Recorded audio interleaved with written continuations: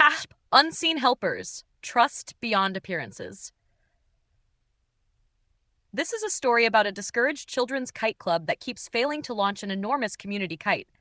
One child begins noticing invisible currents in the sky and helps everyone discover that guidance may already be present even when it cannot be seen.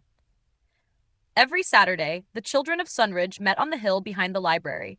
They called themselves the Sky Club. Their biggest dream was to launch a giant community kite they had built together. It was enormous. Bright blue wings, a golden sun painted in the center, long ribbons carrying the names of everyone who had helped make it. Parents stitched fabric, shopkeepers donated string, children painted stars, hearts, and clouds across the wings. They named it Harmony. There was only one problem. Harmony would not fly. The first Saturday, everyone ran downhill pulling the line. The kite bounced twice and crashed. The next week, they ran faster. Harmony rose 6 feet, spun sideways, and landed in a blackberry bush. "More speed," shouted Mateo, the oldest boy. "More people," said another child. Soon 20 children were pulling at once.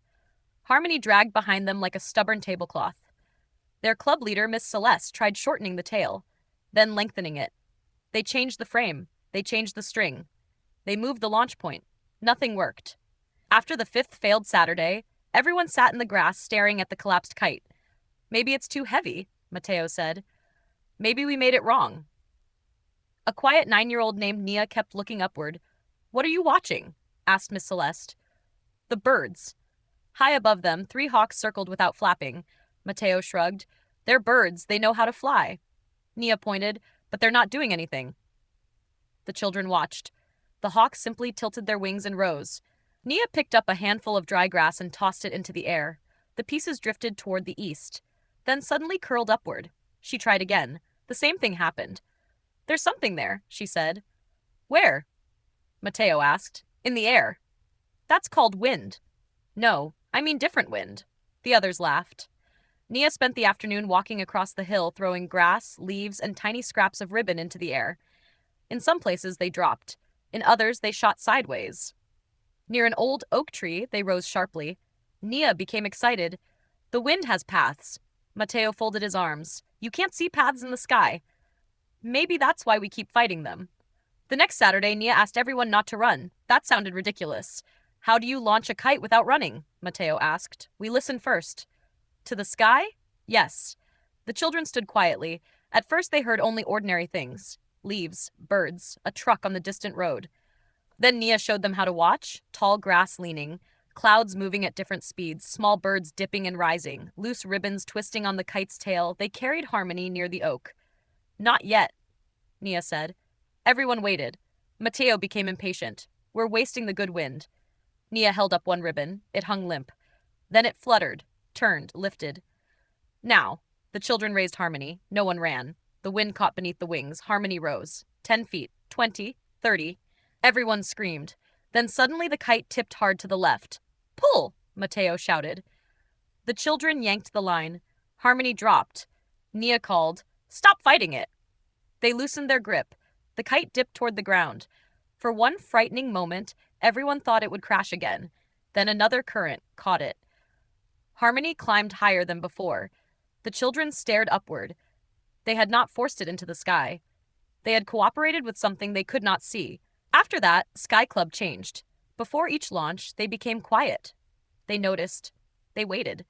Sometimes the wind carried the kite immediately. Sometimes it did not. They learned that waiting was not failure. Changing direction was not failure. Even landing was not necessarily failure. Some days, the wisest thing was to repair a ribbon and try again tomorrow. Mateo eventually became one of Nia's best wind watchers. "I thought trust meant believing everything would go the way we planned," he told her. Nia smiled. "I think trust might mean we don't need the whole plan," Miss Celeste overheard.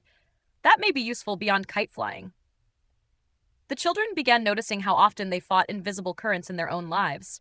A friendship changed. A plan fell apart. Someone moved away. A school project failed. Their first reaction was usually the same. Pull harder. Fix it. Control it. Make it go back. But Harmony had taught them another possibility. Pause. Look again. Perhaps all of us can. Perhaps help was already present in a form they had not recognized. Perhaps a change in direction was not punishment. Perhaps guidance could be quiet. One afternoon, a storm destroyed part of Harmony's wing. Mateo nearly cried. All that work. Nia touched the torn fabric. We can repair it. What if it never flies the same? Maybe it won't. That doesn't bother you? She looked toward the sky. No wind repeats itself either. The whole town helped rebuild the kite. This time, every family added one new piece of fabric. When Harmony flew again, it looked different.